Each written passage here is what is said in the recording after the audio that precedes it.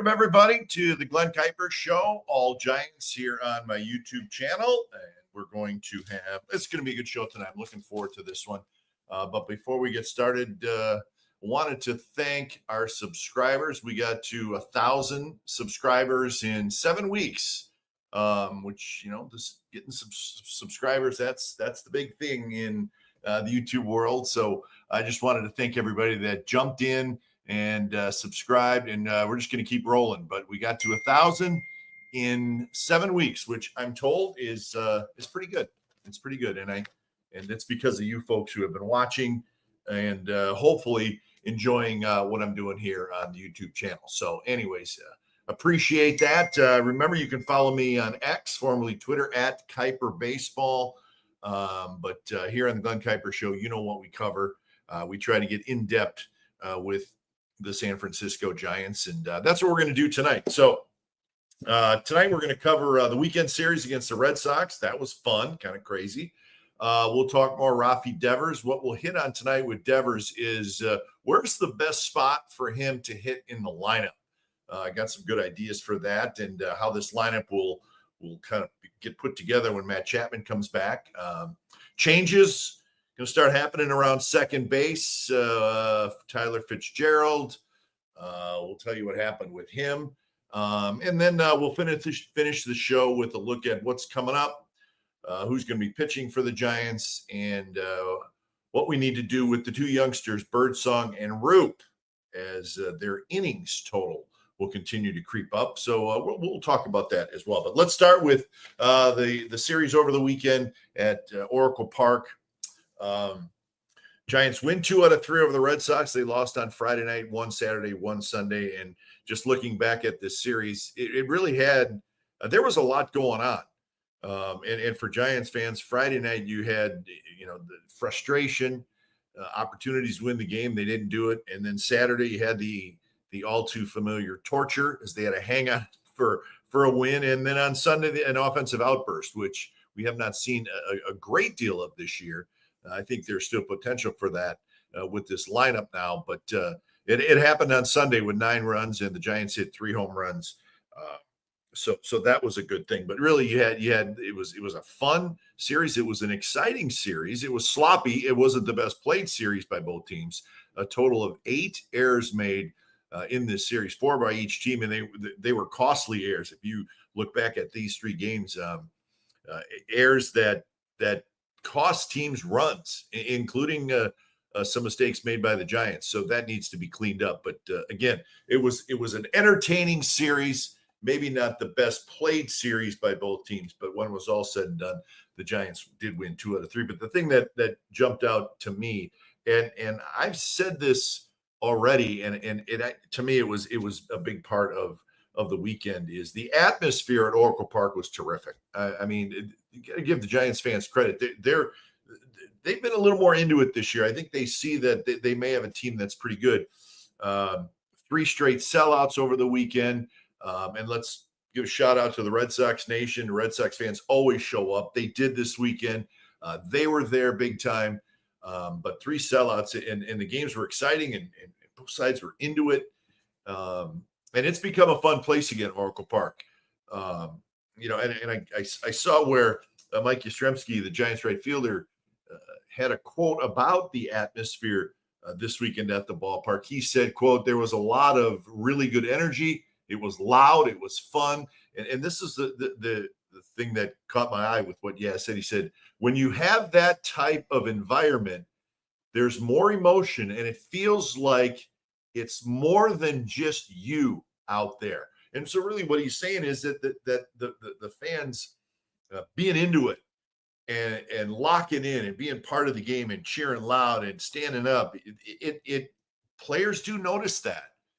And I thought it's interesting. It feels like it's more than just you out there, is what Yaz said. So these guys notice this, and I think it helps them.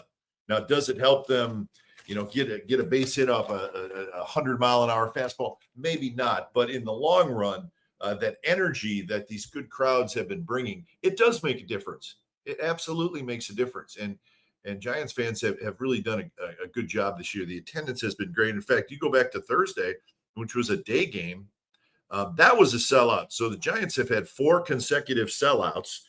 And on this 6-game homestand, I did the math. They've averaged over 38,000 a game on this homestand. Their attendance continues to go up. They're averaging 35,600, give or take, for the year. That's 8th best in the major leagues.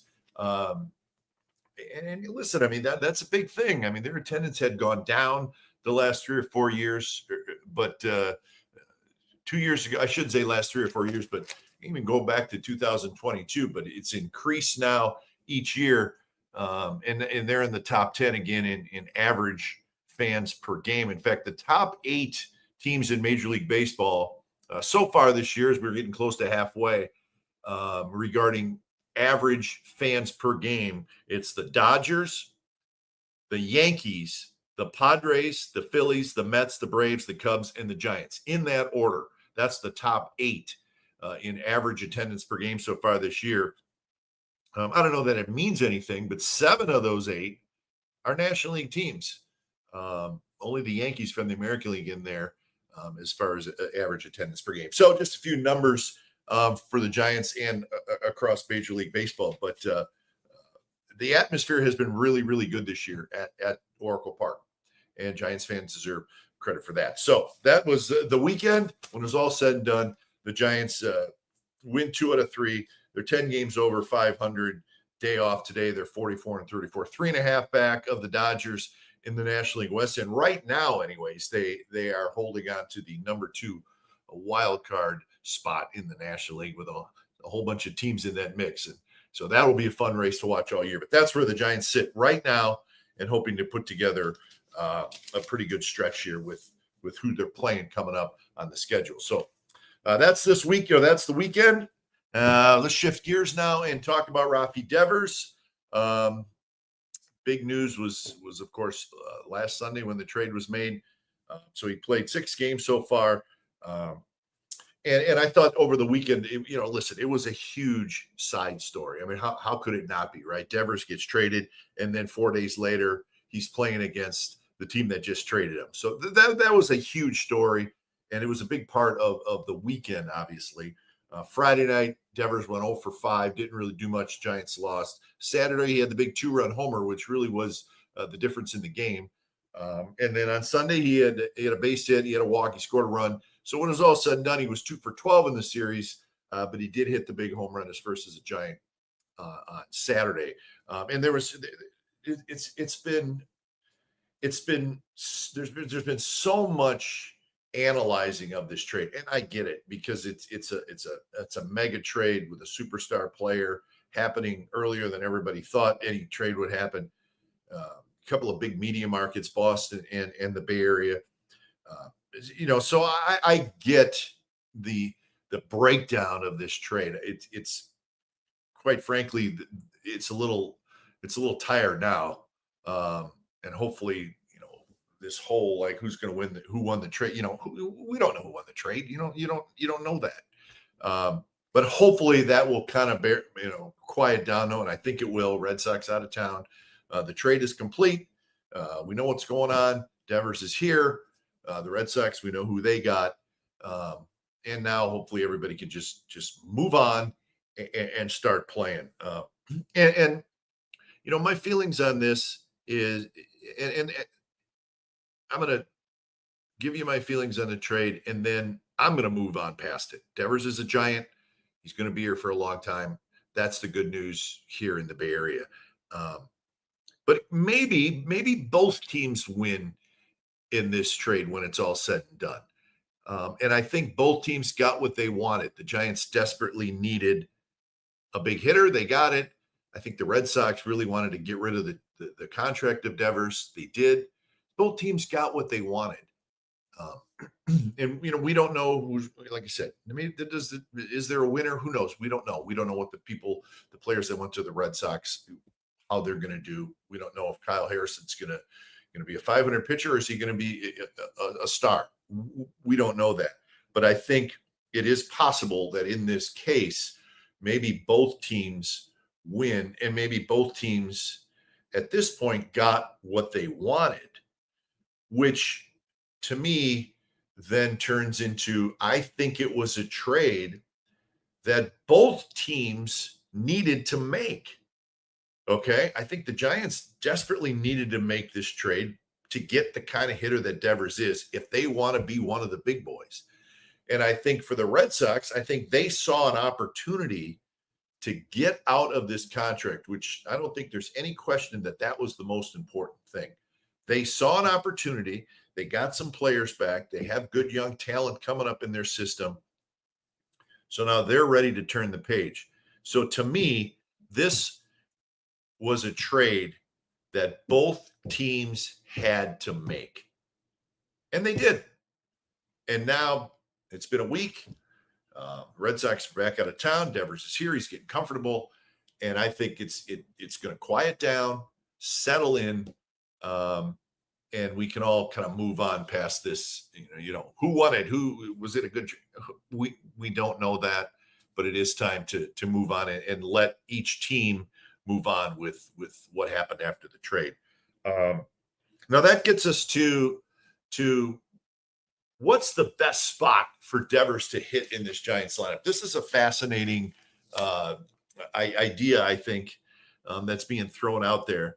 If you think about the last 5 to 7 years, maybe around Major League Baseball, what we've seen not every team does it, but some, is to put their best hitter in the second spot in the lineup. It was always your best hitter should hit third, which made sense, right? But I think now with in the National League, you don't have pitchers hitting in the ninth spot anymore. Now you have a hitter hitting in the ninth spot. So if you have a decent bottom of the lineup who can get some action going, then maybe a National League team now makes more sense to, if you like this idea, to put your best hitter second. And there's teams that do it. I know Aaron Judge. Aaron Judge this year has been about half the time second, half the time third. But in years past, last couple years, we have seen Aaron Judge hit second quite a bit. Kyle Tucker, who's having a terrific year with the Cubs, and you could, he's certainly maybe their best hitter or one of their best hitters, and they got some good hitters. But Tucker's been hitting second all year for the Cubs. Bobby Witt, the star in Kansas City, terrific young player. Obviously, their best player and their best hitter. He's hitting second. The kid up in Seattle, Julio Rodriguez, terrific young player, center fielder. He hits second for Seattle. So teams do it. Not everybody does it. But that to me is where Devers comes in. Devers likes hitting second. He liked hitting second with the Red Sox. And I think that is where this is going to settle in. He's played 6 games for the Giants. The first 4 he hit third. Then on Saturday and on Sunday, he hit second. So as we move forward, I think you're going to see Devers settle in to the second spot in the lineup. Now, as we talk about this and as we talk about the Giants lineup, we have to be patient here because Bob Melvin has to piece it together for a little while yet until he gets Chapman back. When Chapman gets back, now you have your full lineup. And so until then, the things I'm talking about, it may not come to pass just yet, except for Devers hitting in the second spot. I think this is going to be it for him. He's going to sit in that spot. Now, the question is, what do you do before that and what do you do after that? We've seen Yaz in the leadoff spot lately because Yaz has been hot. So Bob's looking for a hot hitter to sit in the number 1 spot in the lineup. We've seen Ramos there against left-handed pitching. Jung-Hoo Lee's really been struggling, so he's been shuffled around quite a bit in the lineup, and he has not been able to get going. So right now, Yaz has been hot, but Yaz is a streaky hitter. We've seen that. So I don't think this is a crazy idea at all, and I could almost see this happening where when Chapman comes back, Bob's got his full complement for his lineup. What about Ramos in the leadoff spot against both lefties and righties? And then Devers second, Wilmer Flores third. Now, Wilmer's been terrific, right? And he's going to be in the lineup playing first base quite a bit until Devers gets out there to play first, and then Wilmer will go back to the DH spot. But the point is Wilmer's going to be out there quite a bit. So I don't think Ramos in the leadoff spot, Devers hitting second, is crazy at all. In fact, I think I could see Bob doing that, not just against lefties, but against everybody. I think Bob likes Wilmer Flores in the third spot when everybody is there. And then 4, 5, 6, you can move around with Chapman and Lee and Adames, see who's hot, see who's not. And then a problem area for the Giants has been the bottom of the order this year because Bailey has struggled offensively and Fitzgerald has struggled offensively. And we'll get to the Fitzgerald situation in a moment. And so the bottom of the order has been a major issue. The Giants need more production from the bottom of the order. If you get a little production from the bottom of the order and once in a while you get some action from those guys, well, now you're going to have runners on base when you flip it to Ramos, Devers, and Flores. So to me, I like the Ramos leading it off all the time and Devers batting second when everybody gets back. But just to get back to the original thought, I think Devers is going to hit in the second spot for the rest of the year. Occasionally, maybe Bob moves him for a reason, somebody's out or something like that. But if everybody's healthy and everybody's there, Devers to me hits second all the time. And keep an eye out for my idea of maybe Ramos in the leadoff spot all the time. So that's a possibility. But what you could get now, if you have everybody healthy, is you could get a stronger bottom third of the lineup. Casey Schmidt's going to play. We're going to get to that in a minute. Schmidt could hit down in the lineup. Bailey's the scuffle continues, but he's terrific defensively. And then if you maybe have Yaz down in the bottom of the order, we'll see. It's possible. But you have a chance to get better production from the bottom of your lineup, which is a big deal because when they turn the lineup over, as they like to say, you want some people on base for the top hitters in your lineup, obviously. And one of those is obviously Devers, and I like him hitting in that second spot. So something to keep an eye on, something to think about. And I know everybody has lots of ideas about the lineup. It's one of the great things about baseball, right? Who hits where. But the Devers thing hitting second, I think that's where it's going to settle in as we move forward. So have some fun with the lineup.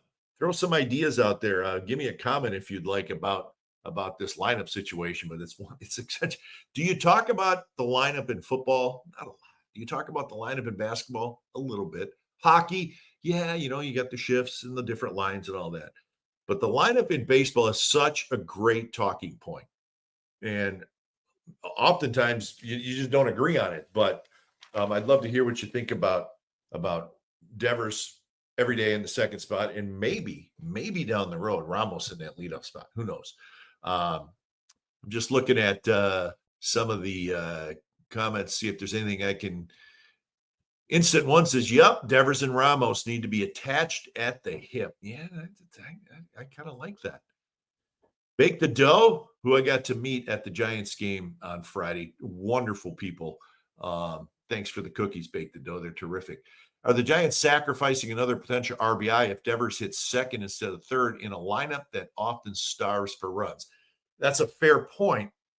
But what I'm saying is if this lineup can get everybody healthy, with Devers there now, it extends the lineup. And now you're going to have a better hitter hitting down in there. Schmidt's going to be playing, and Schmidt's been hot. So maybe he's going to take his offense toward the back of the lineup. So hopefully with a little better production from the back of the lineup, Devers becomes Devers is going to get his RBI chance. I don't think you need to worry about that. And you want him hitting as much as possible. So I think it's a fair question, but he's a pretty good on base guy too. I know that's not what you got him for, but you want action. You want action. You want base runners. So I mean, that's why I like it. Jim Thurkill. Jim, let's see. Glenn was thinking, could you have Devers play third and move Casey to second and now DH Wilmer Flores at first? Chapman comes back, then put Devers.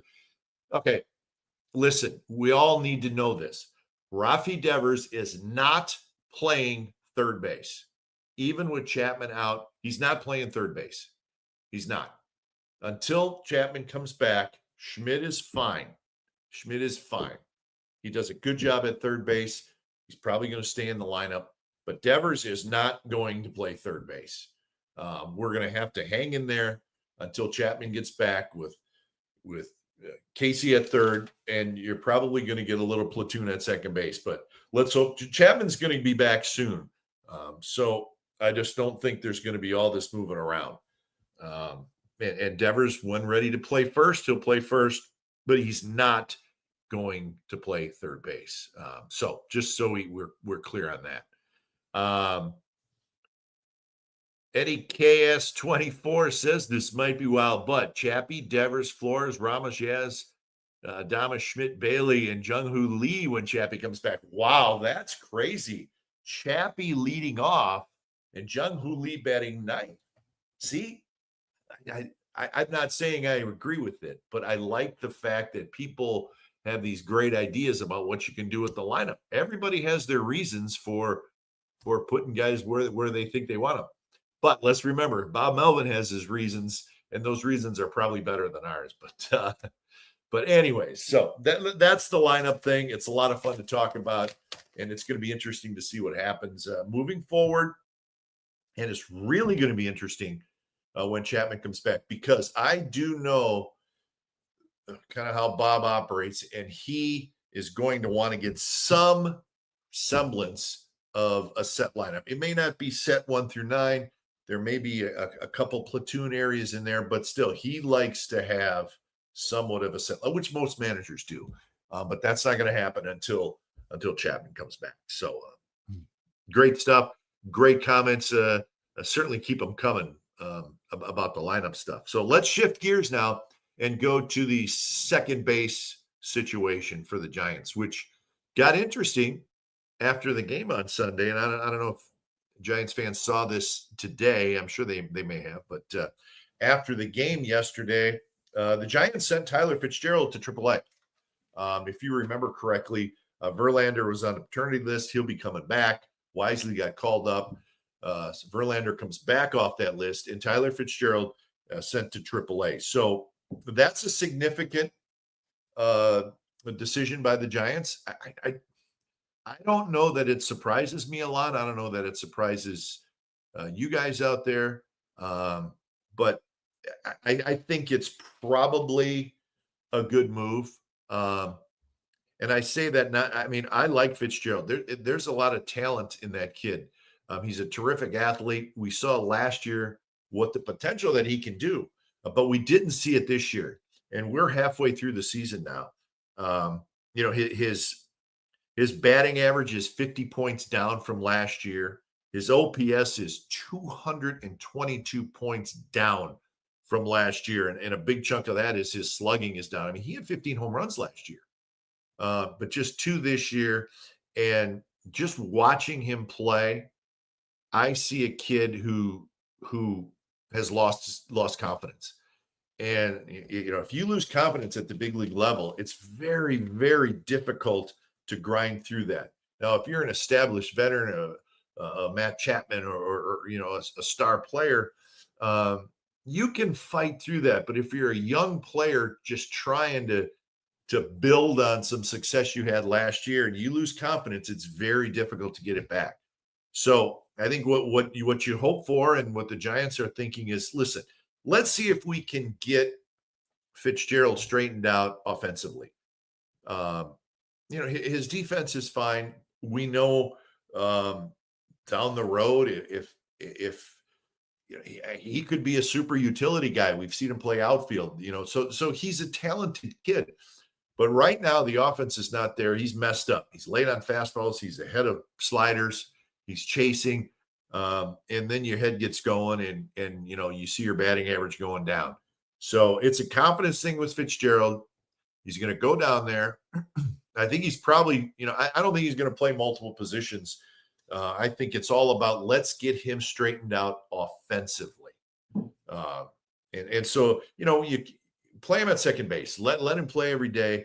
You don't want to say, hey, we're going to try to get you straightened out offensively. And we also want you to take some fly balls in the outfield and take some balls at third.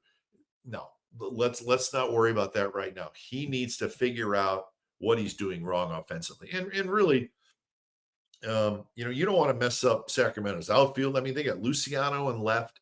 They got McRae in center. McRae's playing great. They got Matos in right. They got Meckler. So you don't want to mess with that. I've said it since spring training.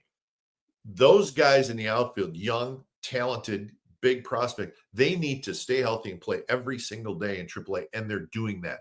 So Fitzgerald, he doesn't need to take balls down. He needs to play second base in AAA and hit and try to figure out what's going wrong. And I think that's what's going to happen. But until Chapman comes back, and we'll talk about that in a moment, but you're going to see a platoon. Wisely's going to play, Costa's going to play, and we know Casey Schmidt's going to stay at third. And all this, that's what's going to be happening until Matt Chapman comes back. But Fitzgerald sent down, and we'll just the kid just needs to take a breath. There's so much pressure at the big league level, and then if you're not performing, it just gets worse. And I think the best thing for Tyler Fitzgerald is to relax, get him down to AAA where he doesn't have to play in front of 40,000 fans who are just like, come on. So I think this will be good for Tyler Fitzgerald, and he's a talented kid who still this year can help the Giants. And let's hope he gets back at some point. But he needs a breather. He needs a breather, and he needs to take a break. So I think this is probably a good move. As far as Matt Chapman goes, he had a splint on his right hand, kind of protect the three fingers that got bent back. But that splint came off on Friday, which is a good thing. So now he's got to strengthen that hand and the fingers. If you think about a baseball player, the injuries you don't want is to your hands because of the hitting thing, right? It's just, it's this.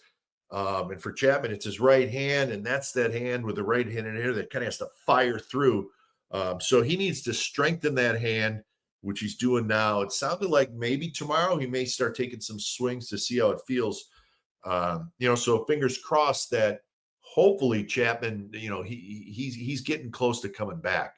Alex Jensen says, I'd be worried about Chapman sliding. He already hits the deck a lot playing third. And that's fair. Yeah. I mean, throwing, I think he'll be fine, but the hand needs to be strengthened and it needs to feel okay in the batter's box because, you're going to get jammed. You're going to hit a ball off the end. It's going to vibrate and all that. He needs to be able to survive all of that. And then be able to, play every day. It's Matt Chapman. He wants to play every day. So we don't know where he's at, but we do know he's in the process of now the splint has been off for 3 days, strengthen, and he'll ramp up baseball activities this week. Who knows? The Giants on a road trip, maybe 4th of July, Friday night, next Friday night up in Sacramento to play the A's. That would be 11 days from now. Maybe he's a little ahead of schedule. Maybe he could get back in Arizona.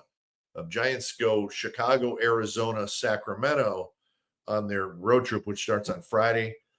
So I don't have a time when he's going to be back, but I mean, I don't think it's going to be 3 weeks. Let's hope not, and let's hope he doesn't have any setbacks. And maybe it's sooner than you think. So that's the best I can tell you on the Matt Chapman situation, which then now leads us to Casey Schmidt. Casey Schmidt, as they like to say in baseball, is on a heater. Okay. I mean, I don't know that you can get hotter than he is. Check out these numbers. Since he started playing third base, remember Matt Chapman got hurt a couple weeks ago on a Sunday at Oracle Park. So Chapman has taken over at third base. He's a good defensive player. And I know he made a costly error in Colorado, but Casey does a pretty good job at third base. In the last 12 games, he's 17 for 41. That's a 415 batting average with 4 homers and 12 RBIs. And here's a couple other numbers that you need to take into consideration. In those 12 games, he's walked 5 times and only struck out 9 times. So those are the numbers. I'm a little bit of an eye test guy. I think I've seen enough big league games where, the eye test is important to me. And we are seeing, or I am seeing, better at bats from Casey Schmidt. Less chase, getting in hitters counts more. Laying off the slider down and away. I mean, he'll still chase it some, but they all do, right? So I'm seeing better at bats from Casey Schmidt. And what you see from Casey is very good exit velocity. He hits the ball hard. And what we're also starting to see is some hits to right field. So that means he's waiting a little longer, seeing the pitch a little longer, and not being afraid to go the other way. And then if someone drops one on the inside corner, that's where that power comes in, and he has the ability to spin and hit it out of the park, which we've seen. So better at bats, and that's a big deal. And that's what happens to a young player. If they got the big league talent, they look better when they start getting regular at bats. For a young player to succeed by playing once every 3-4 days, it's very, very, very difficult.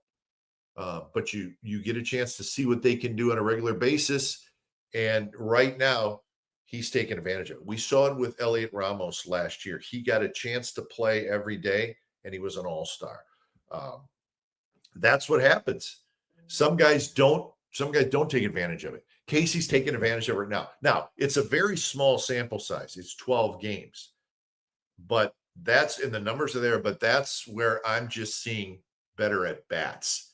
And that's why I like that this could turn into Casey Schmidt. Now, he's not going to keep going the way he's going. He's going to hit a slump somewhere. But if the at-bats continue to be good, the slump will be shorter. And you won't go into one of those month-long funks where you just, oh my God, come on, Casey. So I think there's good news surrounding Casey Schmidt. And I don't think there's any doubt. And this is what we're all getting to here. I don't think there's any question that when Matt Chapman comes back, Casey Schmidt's going to get a chance to play second base. Nobody from the Giants has announced that. Nobody has made some big proclamation, but it's pretty clear here that he's going to make the switch across the diamond. He has played some second base. He has not taken ground balls. I think he was taking some ground balls in spring training at second base. But I think Casey he's a terrific athlete. He's very good defensively. I think he'll be fine at second base. I just don't think it's going to be a big issue. It's not an easy position to play. You have to be able to turn the double play. But we saw Schmidt quickly become a pretty good defensive first baseman. And first base is a whole different position, right? There's a lot going on at first base. But I think Casey is going to get a chance at second base to play every day. And he has shown that he looks like he's a better player than he was last year. This is a terrific opportunity for Casey Schmidt. When Matt Chapman comes back, go across the diamond, play second base. And if you think about it, as we said earlier about the lineup situation, if Casey can be a consistent contributor, he doesn't have to hit 400. That's not going to happen. But if he can be a 260, 270 hitter, he's got some pop. Think what that will do to the bottom of the Giants lineup. Now, we're not trying to put too much pressure on Casey Schmidt, but he's looked good. Small sample size. Keep a close eye on him. This week and maybe in the next week. He's playing every day. And you get Matt Chapman back, and Schmidt's obviously going to get a chance to play second base. So it's exciting, but it's also something that he needs to show that this will continue.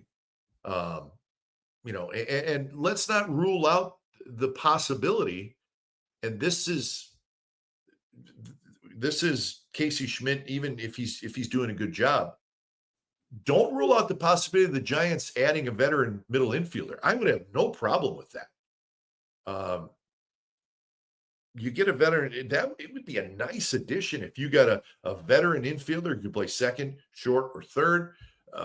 Guy may get dinged up. We're seeing it right now with Chapman. Willie Adames plays every day, but sometimes Willie could use a rest. Second base. So I don't rule that out either. Even if Casey Schmidt is doing a nice job at second base, this is the time. Now, listen, the Giants have made their big deal, Rafael Devers. They have put themselves in the spot of being a contender. So this is where maybe you start thinking about smaller parts, right? And I like the idea a lot of a veteran middle infielder to play all three positions and be a good bench player. And if Casey goes into a funk, play him at second base. We don't know what's going to happen there, but don't rule that out just because even if Casey's playing well at second base when that does happen, don't rule that out, because now you start looking for where can we incrementally improve this roster. Small steps. Devers was a big step. Small steps.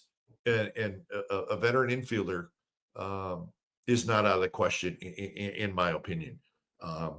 So that's the Fitzgerald, Chapman, Casey Schmidt situation. It's unfolding. And we won't know exactly how it's going to work out until Chapman comes back. But Casey Schmidt's been terrific. And I think he's going to continue to show improvement, which is a huge deal. It's a huge deal for the Giants now, and it's a huge deal for the future. So let's keep pulling for him. And it looks like he's made some good strides. So before we get to our final thing, I want to check out some more comments and questions. Let's see. Stevie J says, really do think we still need one more bat. Yeah, maybe, but again, they're trying to lengthen the lineup, and if the bottom half of that lineup can improve a little bit, it's going to help the top half. I don't think the Giants are going to be, they're not going to be an 850 run team for the year, but I still think they're going to be a little bit better offensively as the second half goes on. So Desalira says, and I apologize if I'm saying the name wrong, but says, is there some interest in Isaiah Kiner-Falefa? Yeah, there is. He's with the Pirates. I've always been a big fan of Kiner-Falefa. I think he's a really nice player, and he's a veteran player. He's been around a long time, but he's only 30 years old. That's the kind of player I would love to see the Giants get, because he can really help you in the infield, and he can help you off the bench. He handles the bat well. He's a nice player. So we'll see. That's the kind of player that I would not have a problem with the Giants getting, and that doesn't mean that would affect anything that's going on in the infield moving forward with all the things we're talking about. But I would not have any problem with that. Robert wants to know, Glenn, which the one area which needs improvement. We're going to talk about this in our last segment about the young pitchers. We need to keep an eye on them with the innings. We're going to get to that. I think the Devers thing was huge. It just filled up the gap of what they needed in a major way for the long term. But let's talk short term. I wouldn't have a problem, as I've been saying, a veteran right-handed infielder. But I wouldn't be opposed to a veteran right-handed outfielder as well, to give Yaz a break occasionally, or Jung-Hoo Lee, who's now really struggling. So maybe a right-handed bat for the outfield. Again, that's where I'm looking for maybe small improvements now. Just make that roster a little bit better, make that bench a little bit better, because the bench can be a huge deal down the stretch. So those are the two things I think about, which would improve your bench, and we'll see. We'll see if the Giants have any more deals in them. Who knows? Let's see if there's any couple other questions. Alex Jensen. Schmidt's going to hit with JLA disease. She's going to get hit with Jung-Hoo Lee disease. I don't know what that is. A lot of tape and stats on him now. Pitchers will come with better plans for him. And that's very possible. It's very possible. And I said it, Alex, in fairness, I said it's a small sample size for Schmidt, but the at-bats are better. But this is what happens in the big leagues. They're going to start doing different things against Schmidt, and he's going to have to adjust. Jung-Hoo Lee is in one of those funks now where they've made some adjustments, and he hasn't adjusted back yet. And he needs to. He needs to. And, let's hope he does, because he needs to be a big part. He needs to be a contributing part of this lineup. And right now, Jung-Hoo Lee is indeed struggling. Tommy says the Giants only one game ahead in the wild card. They have to win every series until the All-Star break. Yeah, well, coming up, yeah, they do. If you look at the teams they're playing. But again, Tommy, I always say it's not who you're playing, it's how they're playing. Yeah, you just got to keep winning series. But the Giants are in a pretty good spot right now. So I want to finish the show here with what's coming up and what I think we need to watch for with this pitching staff. The Marlins in town. Marlins are 31-45, but they are coming off winning a series. They won 2 out of 3 at home against I can't figure out Atlanta Braves. Nobody can figure out the Braves. But so the Marlins will be at Oracle Park tomorrow night, Wednesday night, and then a day game on Thursday. It'll be Verlander on Tuesday, Webb on Wednesday, and Hayden Birdsong on Thursday. And then on Friday, the Giants will be in Chicago to take on the White Sox, and Landon Roop will pitch on Friday. So that's who I want to finish the show with, Birdsong and Roop. The 2 young pitchers in the rotation, ton of talent, ton of potential. But here's what I think we all need to watch for. Birdsong has been a little inconsistent. Remember, started the season in the bullpen. But it's the workload that we need to watch here. Birdsong is at 52 innings this year.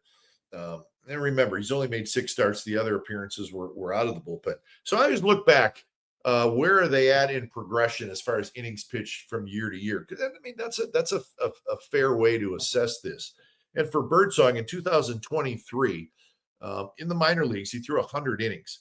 In 2024, between the minors and the majors, he threw 129 innings, which is a decent number for a young kid and where he's at. So again, right now he's at 52 innings. Young pitchers, they will hit a wall. If they haven't got to that 150 inning mark ever in their career, they will hit a wall. And so that's sort of what I'm getting at here. But Birdsong, 129 innings last year, 52 this year. He's got a ways to go. We're about halfway in the season, and if you just kind of do the math, Birdsong probably has 15 starts left, and you can manipulate him, give him some time off. The All-Star break's coming up. Give him a 7, 8, 9, 10-day break. That'll help him a lot. So Birdsong has a chance to be okay as far as innings and pushing the limit a little bit. I would say if he gets to 130, 140, you start to keep an eye on him a little bit. Roop's a little bit of a different story. Roop, he's been great this year. 3.6 ERA. He's been in the rotation right from the get-go. He's at 76 innings, okay? And again, I did the same thing with him. Let's look back the last couple of years where his innings were. In 2022, 107 innings in the minor leagues, which is a pretty good number. But in 2023, he was injured quite a bit. He only threw 30 innings. And then last year, between the minors and some time with the Giants, he threw 76 innings. So he's at the same amount of innings this year as he was last year.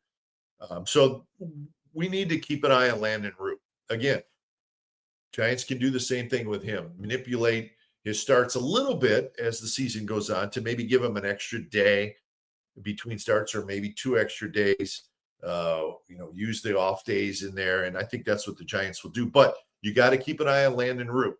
When he starts getting to 110, 120 innings, that's where you got to worry about the fatigue a little bit for a guy who's for the first time in a big league rotation. The innings are starting to add up. He's not there yet, but sometime around August, I think you're going to have to watch this closely. But that's where pretty good pitching depth at the AAA level comes in for the Giants if needed. If Birdsong, starts to show some wear, or Roop starts to show some wear, or if either of these guys, elbow starts barking or shoulder starts barking and they need to go on the injured list for a little bit, there are reinforcements in AAA. Wisenhunt hasn't missed a start this year. He's pitched well at AAA, and he's healthy, so that's a good thing. Carson Seymour's had a pretty good year down there. He as well has not missed a start, so he's healthy. Trevor McDonald is now pitching in the rotation down there. So there's guys that, if needed, you could make a call down to AAA Sacramento and get one of those guys up here if needed. Hopefully that won't be the case. But what I'm doing is I'm just giving you a couple things to watch for from a pitching rotation standpoint. And it's the two young guys.